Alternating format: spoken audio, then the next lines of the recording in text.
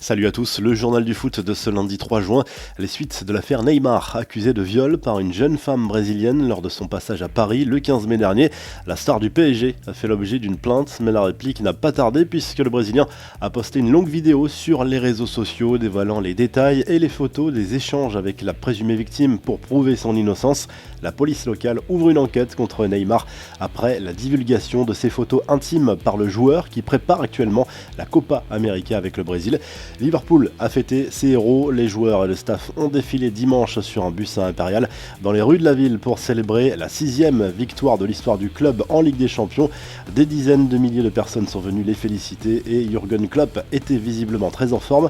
Les infos et rumeurs du mercato, jackpot en vue justement pour Jürgen Klopp, vainqueur de la Ligue des Champions avec Liverpool samedi soir. Le coach des Reds pourrait obtenir une prolongation de contrat assortie d'une hausse de salaire selon Sky Sports et le Daily Mail. Le technicien allemand pourrait passer de 8 à plus de 11 millions d'euros de salaire annuel. Antoine Griezmann, lui, n'a pas échappé aux questions sur son avenir après la victoire des Bleus dimanche soir et l'international français est resté mystérieux. Je ne sais pas, c'est une bonne question, chaque chose en son temps, a lâché le buteur qui avait annoncé son départ de l'Atlético Madrid il y a quelques semaines. Le Barça reste favori selon la presse espagnole. Lors d'un entretien accordé à un média néerlandais, Kevin Strootman a assuré que les dirigeants marseillais voulaient le pousser vers la sortie en raison de son salaire élevé et de l'absence de Coupe d'Europe la saison prochaine. Le joueur, lui, souhaite rester ou être vendu, mais pas question d'être prêté. Quelques infos en bref et en images. L'enquête sur la mort de José Antonio Reyes samedi lors d'un accident de la route en compagnie de son cousin.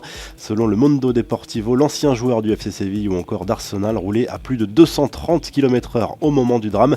L'UEFA a dévoilé une sorte de groupe type de la saison en Ligue des Champions avec 20 joueurs et notamment 2 Français, le Lyonnais Ndombele et Moussa Sissoko de Tottenham. La fin du rêve pour les supporters du RC Lens. Le club lensois a été abattu lors du barrage retour par Dijon 3-1 et ne retrouvera pas la Ligue 1 la saison prochaine. Le club bourguignon sauve sa tête dans l'élite.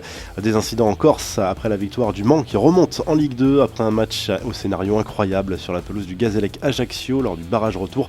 Les Manceaux ont validé leur montée grâce à un but magnifique dans le temps additionnel alors que les Corses venaient de manquer un pénalty. La revue de presse, le journal de l'équipe revient sur la victoire 2-0 des Bleus en amical contre la Bolivie dimanche soir. Certains ont marqué des points, à l'image de Thauvin et Lemar. Kylian Mbappé, sorti à la pause, devrait être remis pour le match en Turquie. En Italie, Tuttosport assure que l'éventuelle arrivée de Maurizio Sarri sur le banc de la Juve pourrait permettre à la vieille dame d'attirer le défenseur napolitain Kalidou Koulibaly. En Espagne, AS évoque l'avenir de Mohamed Salah qui n'est pas certain de rester à Liverpool selon certains médias. Le Real, le Bayern ou encore Manchester United sont à l'affût. Le Mundo Deportivo parle d'un éventuel retour de Neymar au Barça. Le club Blaugrana pourrait offrir des joueurs qui intéressent le PSG en échange comme Coutinho, Dembélé ou encore Rakitic. Vous retrouvez toute l'actu foot sur topmercato.com et à très vite pour un nouveau journal du foot.